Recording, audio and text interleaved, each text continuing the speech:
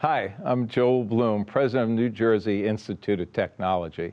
At NJIT, we believe that not only our students, but all citizens need to be informed about the issues facing higher education. As New Jersey's Science and Technology University, NJIT is proud to support the important programming produced by the Caucus Educational Corporation and their partners in public television. Funding for this edition of One-on-One with Steve Adubato has been provided by the Northward Center, RWJ Barnabas Health, the New Jersey Education Association, Prudential Financial's Global Communications Department, PSE&G, committed to improving New Jersey's economy and strengthening its communities, the Fidelco Group, and by Verizon. Promotional support provided by NJ.com, Small News, Big News, True Jersey, and by Commerce Magazine. This is One-on-One. I'm an equal American just like you are. The jobs of tomorrow are not the jobs of yesterday. Look at this. You got this? Here it is, man. Look at that. Life without dance is boring. When you first heard that they were doing Charlie Rose and Gayle King, didn't you go, what? Do you enjoy talking politics? No. People call me because they feel nobody's paying attention. Our culture, I don't think, has ever been tested the way it's being tested right now. Such a good question. High five. Hi, I'm Steve Adubato. Welcome to the Tisch WNET studio right here in Lincoln Center. It is my honor to introduce my colleague, Joanna Gagis, the host of Life and Living with Joanna Gagis on NJTV. Not talking about that show today, right? Not today. Not today. This is a very interesting half hour you're about to see. Joanna actually went into downtown Newark, Brick City, for a very special event. It was called If Not For Clem. Who is Clem? It's Dr. Clem Price, the late, great Dr. Clem Price. The event was dedicated to Dr. Price, and it was held by the Newark Arts Council. That's right. Talk about it. Put on by the Newark Arts Council. It was a gathering of so many people who knew Clem, who were touched by Clem in so many different ways. I had the chance to talk to people from all facets of his life, his close friends, his wife, his professional colleagues, all of whom considered Clem a close friend and a mentor. Everyone who I think he knew or he touched in any way really considered him a mentor. And Steve, I know you had a close relationship with Clem, and he had a relationship with the Caucus Educational Corporation. He was your mentor. Clem Price was a professor at Rutgers University in Newark. He founded an institute that was dedicated to bringing people together of all different races, cultural backgrounds, religion. Clem was the official historian of Newark, New Jersey. Anything you ever wanted to know about Newark, you go to Clem Price. Clem Price came from where he was, down in the South, right after the Newark riots in the mid-1960s. He came to Newark, Joanna. He came after the riots and said, I'm living here. And then he brought others to the city of Newark. He galvanized a movement in Newark. He made people care about the Brick City in a way that they wouldn't have if not for Clem. And Steve, at that event, I had the chance to ask everyone, if not for Clem. And I'd like to ask you, if not for Clem. If not for Clem, I would not. Listen, I'm born and raised in Newark, and I care about it in a very special way. If not for Clem, we would not have the series we do called Newark at a Crossroads. If not for Clem, so many people who came to Newark and live in Newark that we wound up interviewing, Joanna, for this series, that never would have happened. So for the next half hour, you're going to see my great colleague from public broadcasting, Joanna Gagis, at this event that the Newark Arts Council put together, a great organization, by the way, asked this question, if not for Clem. It's a tribute to the late, great Dr. Clem Price. As a person, he was one of those unique leaders that could galvanize a community and move people. There aren't many people like that you meet in your life, so he was special to me and special to a lot of people. He was very deep, but he delivered the lessons that we all learned from him with humor and grace, and I would just describe him as someone everyone wanted to be around. He didn't exercise power. He didn't do anything by force, but he led by example, really by example, so that people wanted to do what he wanted to do. And they wanted to follow him, and they wanted to be with him. Well, there's really no one like him. We fell into this routine of traveling together. Clem and Mary Sue and my wife Nancy and I, about once a year, would take a real trip. And Clem used to call it get out of Dodge, time to get out of Dodge. And so we went to South America, we went to Argentina, we went to Ghana, we went to South Africa, we went to Europe, different parts in the US. So I really did get to see Clem in his unofficial personal persona. In your travels, you got to see a side of Clem that most people wouldn't or haven't. What did you see in him, and what were the things that drove him personally that he was most passionate about? Yeah, well, seeing him traveling was an extension of what I would see in Newark, which is this remarkable, genuine curiosity about other people and about their lives. And he was he democratized every situation he was in, because there was never any sense of of sort of class distinction and the like. He was as interested in the waiter at the table in Cape Town as he was at meeting the president of the university in Accra, and so I felt that this. I think part of Clem's charm and his power was that people sensed that in him. They sensed this genuine interest in them as a human being. And it was almost as if Clem saw into them a kind of a potential that they were almost afraid to acknowledge themselves. Clem was first and foremost incredibly dedicated to the idea of being a good citizen. He came to graduate school here in Newark. And I think that as a result of the years he spent at Rutgers, this became his adopted hometown. And I think that because of his extraordinary sense of civic commitment, that Newark became Clem, and Clem became Newark. Well, I think many people know how much he adored music, and music was playing in our home 24/7. It felt like it was really the soundtrack of our lives. And I'm right now trying to make sure that some of those 2,000 CDs that he collected go to people who would appreciate them. He made lots of playlists and soundtracks, and so maybe people didn't realize that, but music he was passionate about, and all genres of music. He had an encyclopedic knowledge of music, which he shared with me and my wife and our sons, and he was much cooler than I was, so my sons got to actually have a nice white dad and a cool black dad who knew everything about music. Clem was a friend of my uncle, Dave Peniston, and the two of them and someone named Rudy Adams, who also was members of the Glee Club, talked me into joining the Glee Club. And I became friends with Clem because I wanted to hang out with some adults, and they were the cool people to hang around with at the time. We would go see bands, and our two favorite bands were Santana and the Dramatics. And we had a thing that we always thought we were background singers for the Dramatics. Clem and I there was an attachment between the two of us, and we became very, very good friends. And I would have to say that was around 1973. So we've been close friends for that amount of time. Clem was definitely appreciative of arts and history. He was definitely an important person in the arts community for the city of Newark. You could always see him during our Open Doors Festival at the Newark Museum, especially a lot during the time when his wife was the president of the Newark Museum. Clem also was a great art collector.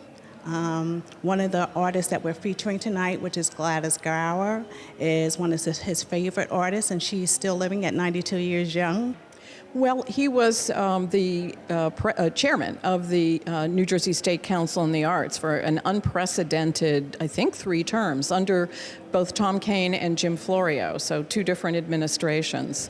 And during that period, he really had a great deal to do with democratizing the arts here in New Jersey, and then as I think vice chair of the National Assembly of State Arts Agencies, his influence in making the arts more accessible, making sure arts groups were funded that were non-traditional, that influence really spread across the nation. It used to be in the early days that the Arts Council money would go to the symphony and the museum and, the anchor institutions, what we think of right away as the important arts organizations. They are important. But Clem said, well, what about that little glee club? And what about that community arts organization? And all the arts as glue to a community, and that sort of enriched the civic space that he cared so much about. So there was that. And then, he was a collector of art.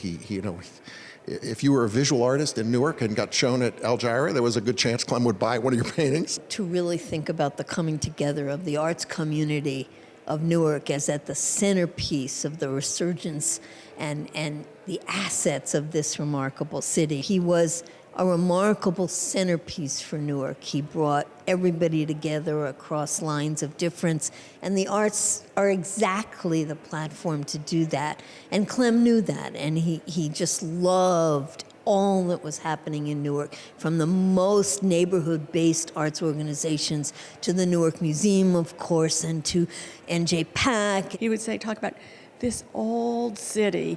And for a historian to say something is old means it has value, and it has permanence, and it should have permanence, and something that should be cherished. So he built up the university, a vision of engagement with the history of Newark, with Newark itself, with New Jersey, grounded in a notion of civic citizenship, which that seems almost a little redundant. He was just this wonderful, young, enthusiastic historian, and he became Clem Price, one of the most extraordinary, influential public historians that this country has ever known. Many historians chronicle history and document history, but with Clem, it's as if he made it while he chronicled it. Describe what that was like from your experience watching him through that process. Well, I think you put it very well, because Clem made history a living field, and it sort of, because of his emphasis on memory, which he wrote about at some length, he made you realize that you were in the process of forming historical memories as you spoke, as you interacted with him. He also had that sort of faith in human goodness and human progress that would make him take a place like Newark, which has had dramatic ups and downs, and embrace it and say, we're going to prevail. And so I think that this, the upcoming celebration, the 350th, is, I've frequently heard people invoke his memory and say that, we're gonna really do it well for Clem, as if he were still here. And so I think that he's a historian who didn't just chronicle things. He had a deep belief that civic life could be better, and that people could understand their individual contributions to it. The profession of public history was everything for Clem, because it allowed him to remind people of the relevance of history to what happens today.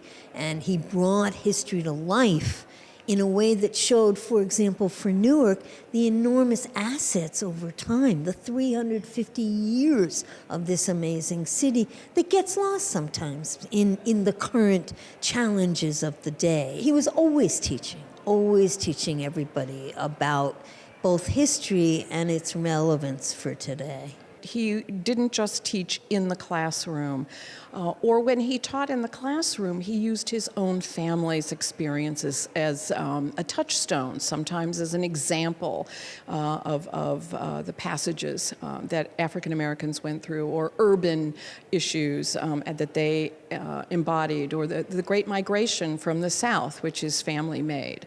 So he had a deep understanding of his own family's trajectory, and he had a wide understanding of how African American history related to Jewish American history, other immigrant groups, how cities were constructed and then somewhat destructed through public policies. And he shared that in many different forums, which I think is the whole concept of public history.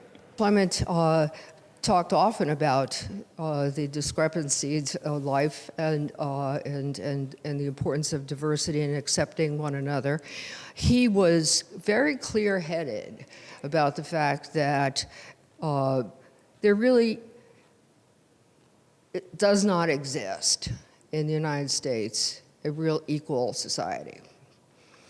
Now, I grew up in a ghetto of my own.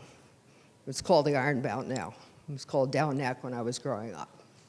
And so we understood each other very well, understanding that we carry a lot of baggage with us, a lot of cultural baggage. Clem's famous for saying, I study black people for a living, right? That's sort of what he is. But he did so much more, right? The work that he did at what was called the Institute for Ethnicity, Culture, and the Modern Experience, the work that he did there and the public lecture that he held. He holds a public lecture every year for over 30 years, and 700 people come and spend the day at Rutgers Newark during Black History Month exploring themes of the African American experience, right? And it was a mixed race audience, and so he advanced the understanding, discussion, and just people getting together to talk about things. Clem's candor was always accompanied by enormous civility and his innate good manners. As he used to say, he was well raised, and indeed he was. So even if he was delivering a tough lesson, it was done with that grace and with a desire to bring people along, not to be overwhelmingly confrontational, but to truly help people understand inequities and opportunities at the same time. Do you think he saw himself as an activist?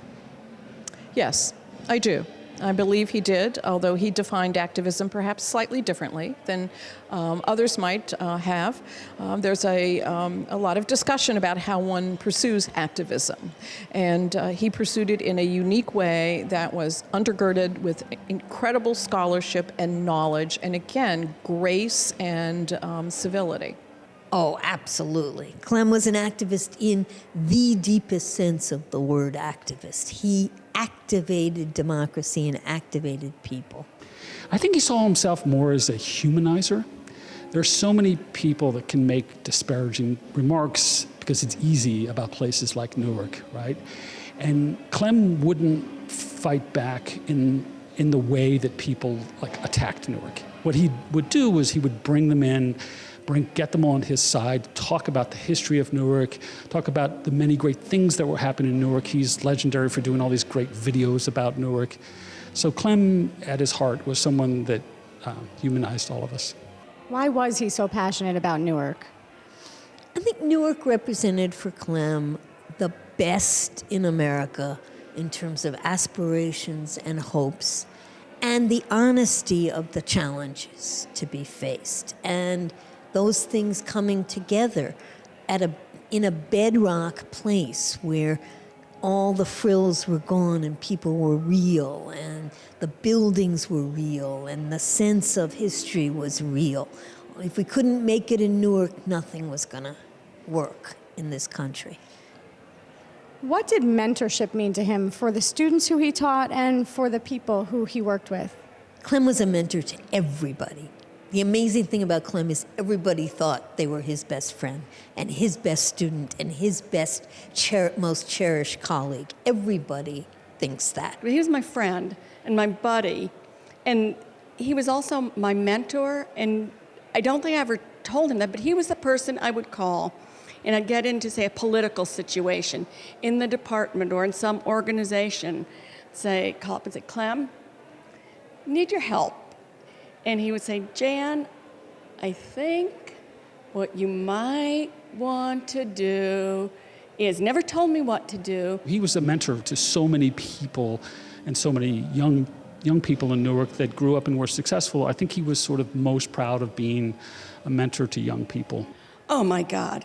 If you were walking somewhere with Clem, say you had to go to a meeting and you knew it would take 5 minutes to get there, you should count on 20, because as you were walking across campus, students would come up and say, Dr. Price, I have to tell you about something that happened. And no matter who it was, a student from 20 years ago, a student from the class right now. He always had time, and he had this magnificent way of making whomever he was with feel that they were the most important person in the world. I feel lucky that I got to know Clem on a very personal level, the things that we've done together through the years. We were very, very good friends. Do you think you knew in the 20 years that you knew him how special he was and the impact he was having? Everybody knew, the minute you met Clem that he was special. I learned a lot from him, a lot. The fact that he and I were friends, the fact that we sort of traveled around together in the state. I met more people more quickly than I ever would have on my own. A certain credibility that came from being a friend of Clem's. I've actually realized since he's been gone how much a part of my life he was, because there's not a day that goes by when I don't want to pick up the phone, and I still know Clem. I didn't have him on speed dial because I just knew his number, and I just want to call him and say, "Hey, Clem, what is this about?" And I know he would have said something. For example, if someone was crazy, he had a way of saying someone's crazy. He'd said, "Jan, there's only one explanation: crack cocaine." And he had this way of explaining or understanding something and making it okay. We were friends for 30 years. I loved his absolutely irreverent sense of humor, his extraordinary ability to imitate people, which always brought me to my knees in laughter. For me, it's been sort of a joyous experience because the pain of his loss ebbs. It's been a year and a half, and we've sort of accepted the world without him, and it's almost now allowed us to sort of embrace our memory of the world with him. Sheila, tell us about tonight's event, If Not For Clem. If Not For Clem, it's an opportunity to honor Dr. Price's legacy. Every year, the Newark Arts Council has a fundraiser to support Art Start, Open Doors, and arts initiatives in the city of Newark. This year, we wanted to honor Dr. Price for all the wonderful work that he's done in the city. If not for Clem, we would not have had the literacy campaign that goes on in the city every year during Black History Month. And I think the title of tonight's event, If Not For Clem, is kind of a brilliant selection because there were so many things that he did in Newark and he did them so easily and no one else could have gotten them done. Oh my. If not for Clem, I would have had a adult life without one of the most remarkable friends anyone's ever had. And my sons, who are now in their 30s, wouldn't have had a brave example of sort of reaching out, seeing the world from different perspectives, being fearless. So I feel he's had a remarkable effect on my family. It's funny you say, if not for Clem. When I found out that the Glee Club was singing on this program that was called If Not For Clem, one of the things Clem and I did through the years, we made tapes for each other. And there was a song that I think he entitled the tape, and it was called If Not For You. And ever since I saw the title, If Not For Clem, I've been singing that song for the past 2 weeks. And it's just brought great joy because he was a very important person in my life. If not for Clem, I don't think Newark would be what it is today. I think he helped the city understand itself. I think he helped New Jersey understand the role of cities within this complicated, quite urbanized state. And I think Newark at large is healthier, and New Jersey is healthier. And I think many sectors of our national discussion are more generous because of Clement. If not for Clem, where would we be? What kind of world would we be? We'd be paying attention to the wrong things. What Clem did was pay attention to the right things and teach us how to do that. They used to teach this poem by Rumi, the Sufi poet of the 13th century. And It goes something like this. I didn't get a chance to look it up. Beyond ideas of wrongfulness and rightfulness, there's a field. I'll meet you there. That was my Clem. And if not for him, I would not understand what that really meant. I wouldn't be here. We wouldn't be here. You know, none of us would be. And none of us who've ever met him would be who we are. And he led by example, and he urged us, and he created events and structures where we could come together and try to be our best selves. I feel like in some ways that's the bottom line, is that he, in so many ways, urged us to be our best selves.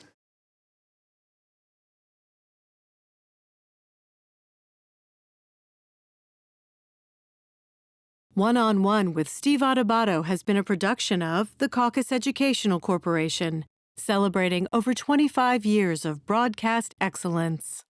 Funding for this edition of One-on-One with Steve Adubato has been provided by the Northward Center, RWJ Barnabas Health, the New Jersey Education Association, Prudential Financial's Global Communications Department, PSE&G, the Fidelco Group, and by Verizon.